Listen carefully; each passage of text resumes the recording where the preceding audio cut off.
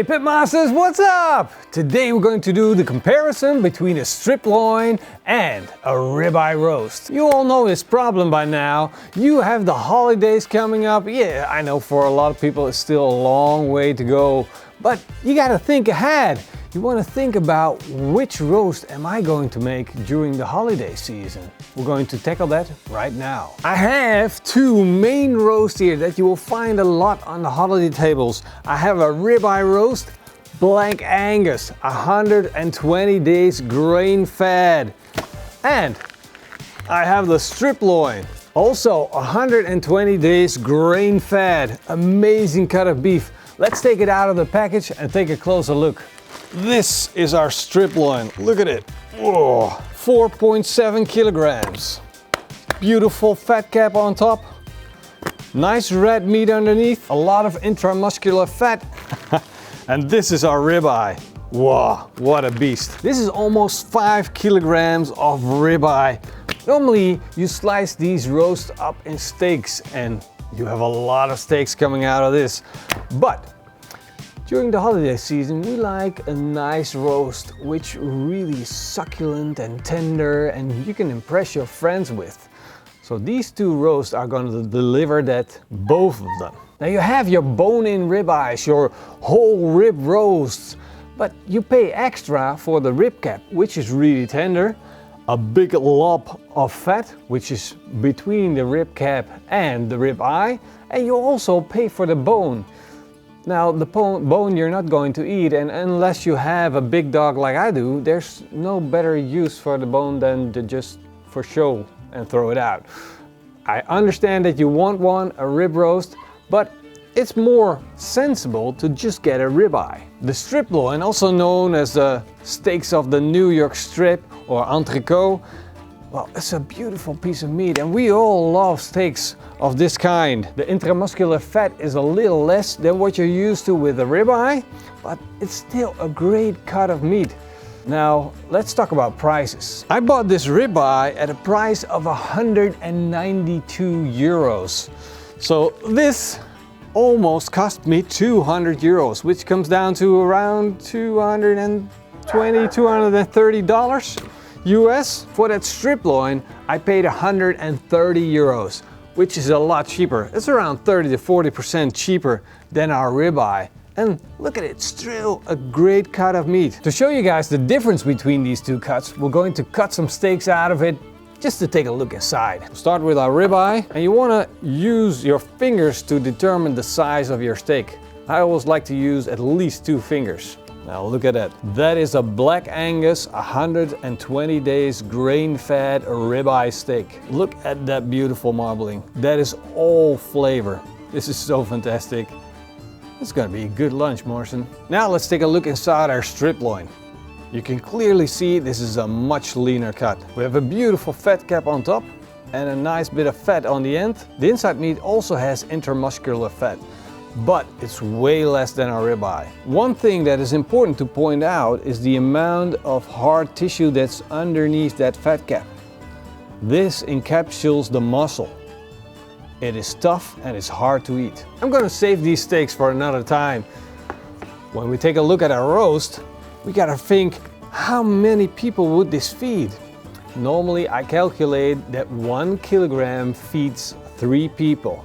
All right, I know it's the holiday season, you want to be generous, so 1.2 kilograms for 3 persons is definitely enough. So these roasts are totally good for 15 people. Now of course we need a little bit of flavor on our roast, so what we're going to do now is create a rub. Normally I'm not a big fan of putting rubs on steaks because it will just burn when you cook them, but with roasts it's a different story. You can go all in. The main components of a good steak rub are pepper, that's what we'll start with, the same amount in salt, 1/8 part garlic powder, 1/8 part onion powder, and 1/8 part of paprika powder. Now we'll mix that all up.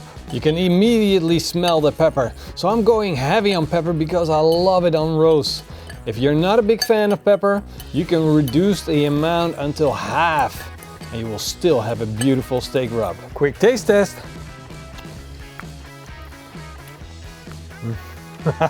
That is a good steak rub. The most important thing that I want this rub to do is to enhance the flavor of the beef. And the garlic and paprika powder, together with the salt and pepper, is gonna boost the beef flavors.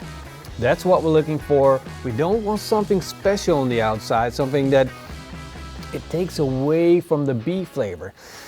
We want to intensify the flavors that we have. They didn't grow the Black Angus and then fed it for 120 days grain fed just for us to take away the flavor with craziness. So let's put it on. We're going to start with our strip loin because it needs a special treatment. We have this fat cap on top and this is hard fat. So what I want to do is I want to stay away with my rub on that fat cap. We're going to carve it up and put salt on it. By carving into the fat and putting on more salt, we will make it easier for the fat to render down. Want to make sure you get it in between the fat. Now let's flip it around. On the meat side, we're going to put French yellow mustard. This will help the rub stick to the meat.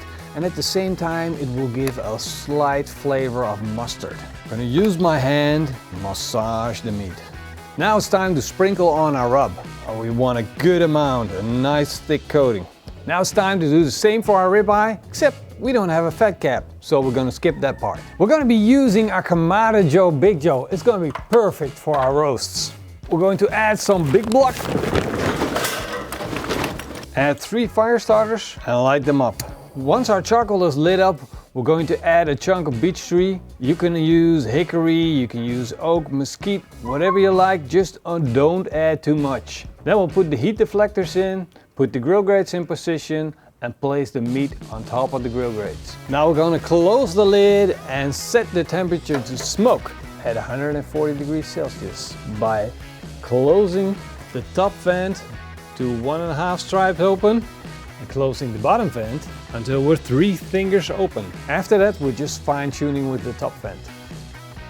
While we wait for our roast to be done, we're going to make a beautiful mayonnaise sauce. I know you guys love them so much, so that's why we're going to make another one. This one is special. The base of this sauce is going to be mayonnaise, but we got a big rettich, and that's going to deliver some power to our sauce. We're going to start with 1 part mayonnaise. Then we'll grate our rettich. We want it finely grated so you don't get these big chunks in your mouth while you're eating that beautiful sauce. If you're not familiar with this, you might want to give it a try because the flavor is quite powerful and therefore you have to determine how much of it you want in it. That should be enough. Now we're going to make some zest from our lemon. This will give us a little bit of acidity and let some sunshine into our sauce. Now we're going to add some fresh ground black pepper and sprinkle in a pinch of salt. Mix that up. Now we'll do a quick taste test. Wow, this is good. Morrison, come on. You need to try this. Come on. It's fresh. It even feels healthy.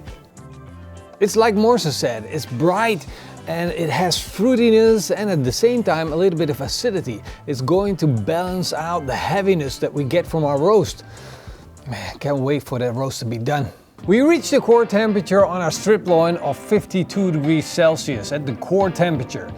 I expect it to carry over to 54 degrees Celsius, so we're going to take it off and let it rest. Wow, look at this beautiful crust. That is amazing. Absolutely gorgeous. Oh, that smell is just insane. The power that comes off it. And the way it looks, I know this is a good crust. Fantastic. Our ribeye isn't done yet. Because it's thicker, it needs a little longer. So we're going to let it continue to cook. But when it's done, we're going to rest it as well. And then we're going to slice into it. Wow. And again, a beautiful, beautiful crust. Look at that. During the cooking process, the fibers in our ribeye roast tighten up, so our roast become more and more voluptuous and succulent. If you press it, you can almost feel that this is a bomb full of juices. We really need to let this rest and let the juices flow back to its natural position. We rested them for 20 minutes. Finally, the moment has come to start slicing. I'm going to start with the strip loin. Wow, this is cooked to perfection. Look at that beautiful smoke ring, that intense yellow crust, and then the juiciness of the meat. I couldn't have wished for a better roast than this. If the ribeye is going to be half as good as the strip loin looks right now, I'm going to be satisfied, but I'm over the moon with the strip loin results. Let's slice into the ribeye. The same perfection. Look at how juicy that is. Again, beautiful crust, nice smoke ring. If you're gonna serve this during the holidays, man, you're gonna be a hero at the table. Having your roast turn out like this, it's a dream scenario for your holiday feast. But it's a challenge. It's not as easy as I make it look. You have to get the right cut. It's definitely worth it from the looks of it. I think it's time for a taste test. I'm going to start with the strip loin. What a beauty. Look at that crust. Oh, look at how tender that is. It just shreds. Denise, come on. That crust is phenomenal. Flavor-wise, absolutely perfect. I can taste the hint of smoke from the smoke ring. It's the food police.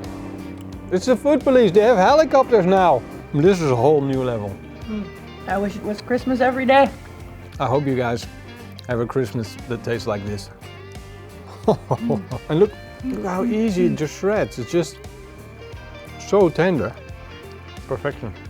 Now it's time to taste our ribeye. Wow, look at that. And again, it just falls apart. Look at that, how tender that is. It's crazy. It has more flavor, more beef flavor. The ribeye has more beef flavor than the strip loin. I really appreciate that. Again, the crust did an amazing job, and again, the smoke ring is there. Absolutely beautiful. There's nothing that you can fault on this roast. There's nothing wrong with it. If I have to mention the difference between the strip loin and the ribeye, it's that the strip loin is tender and it's more like a traditional roast, but the ribeye, it has more flavor. It has more texture. There's more fat in there, basically. That's what it is. It's not juicier, but it's more greasy. So if you like the leaner meat, you're gonna go for the strip loin. If you like the more fatty meat, you're gonna go for the ribeye. With the ribeye, you get more flavor. Crust-wise and roast-wise, it doesn't make a big difference. Now the big question is, would you spend the extra amount that you would pay for the ribeye? Do you think you would pay 70 euros extra for the ribeye, or would you just rather have the strip loin? I personally would rather have the strip loin. I kind of agree, because if you have a steak from the ribeye, you kind of need that fat. But if you're making a roast, you don't really need it. Of course, you can taste the difference and it has value, but not that amount of much difference. So I would choose the strip loin as well. Now you have to try it, Morrison. Really? Yes. Let me slice you a fresh cut. Start with the strip loin, Morrison. There you go.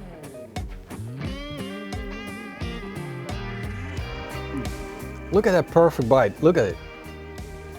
That's only when you have tender meat. Otherwise it would just tear up. How tender is that? It's amazing. Amazing. I can't speak anymore.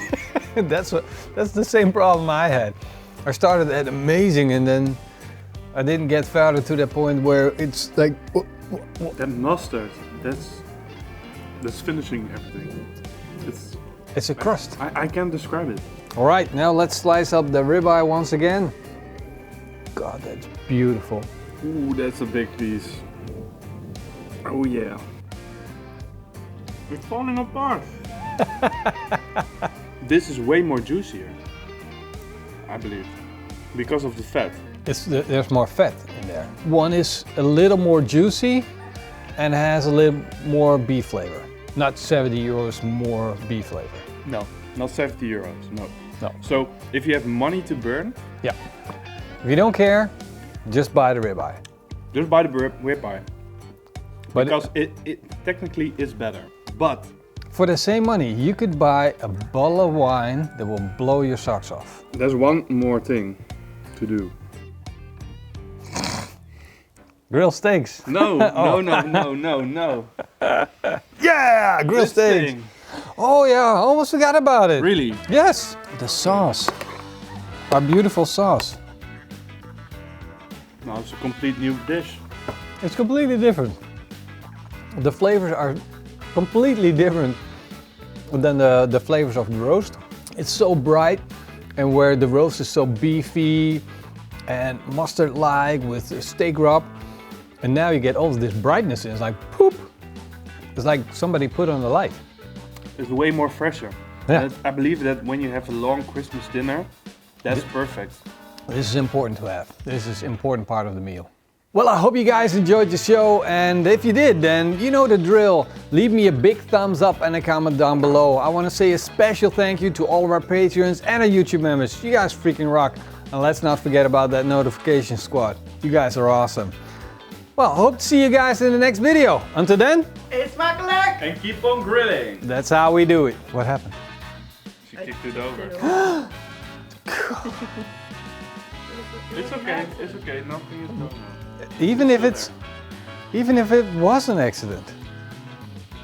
Just some accidents are, Hey. you can't have. Wasn't an accident. Nothing. You did it on purpose. Oh no! Oh, that's even worse. Peace out.